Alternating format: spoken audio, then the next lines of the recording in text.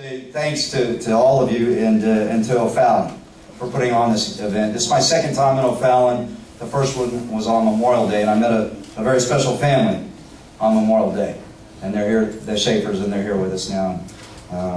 I've enjoyed our friendship ever since.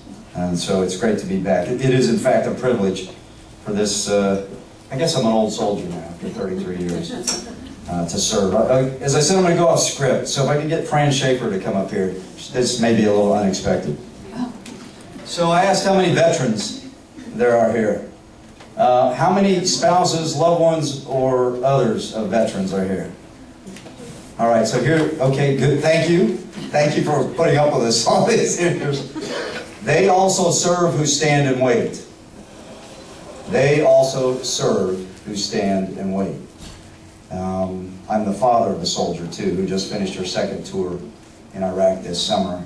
And I will tell you that the hardest times her mother and I ever had were waiting for her to come home.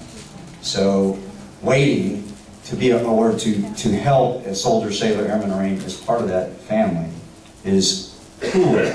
Now, for my Air Force, Navy, and Marine Corps brethren, HUA is an Army word. So it means, it can be a lot of things. It means good, yes, thank you, no. You can use it in a lot of different ways. So, but most of all, what the word HUA inspires is, I hear you, I understand what you said to me, and I will accomplish the mission. I will not fail. I will not leave a fallen comrade. I will never quit. I will never accept defeat. That's what HUA is all about. I'm not going to let her wear it today because we had to fix it up. But I'm going to give her, it wasn't exactly Army strong when I put it together this morning. But it's a HUA pin on behalf of all the ladies that you've met recently. And my wife, I'd like to say HUA as the mother of a soldier. We love you very much. Thank you. Thanks again. Thank you. Special Schaefer's mom. Listen, we celebrate this day on the anniversary of that armistice that ended World War I. That began on the armistice on the 11th hour of the 11th day of the 11th month, and today is 11/11/11. This will not happen again in our lifetimes, barring some miracle of medicine. So it's a special day for those of us those who stand and wait and those who have served. I don't know about you, I got up this morning thinking a lot of things. I'm thinking about those who are still in the fight and those that didn't come home, and how much more work we have to do as a nation. And I also woke up this morning grateful to serve the nation. In the decades since 1990, when President Woodrow Wilson declared the 11th of November a national day of remembrance, the scope of our observance has changed from a day set aside to remember the dead to a day in which American veterans from all wars could be honored. And that focus, the focus had been heretofore on our fallen and not on those serving. So, like I said, when I woke up this morning, I thought about those we left behind and then those that are still serving. So here we are, 11/11/11, and we're still engaged in at least one war. I just got back night before last from a tour in Southwest Asia again. What I saw there is we're just about out of Iraq. Tumbleweeds blowing off of Al-Assad airfield, which was surreal in many ways, but and the two folks that were with me are nodding their heads. It was a little weird, but we're just about done. In about 43 days, the American Army will be out of Iraq, and that's a really good thing. And that is cool. Throughout that time, I've got a number of great missions, and I will tell you the one thing that sustains us all, no matter where we are, is you. I wish I could take a film of all of you right now and send it back to the Pentagon and say, this is why we serve. This is who we serve, the American people.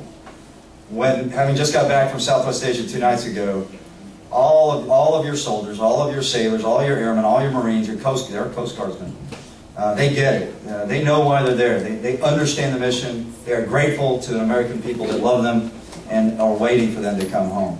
There are things we need to fix. We need to work on our employment rate of veterans. We still have the highest unemployment rate of any body, a group of people.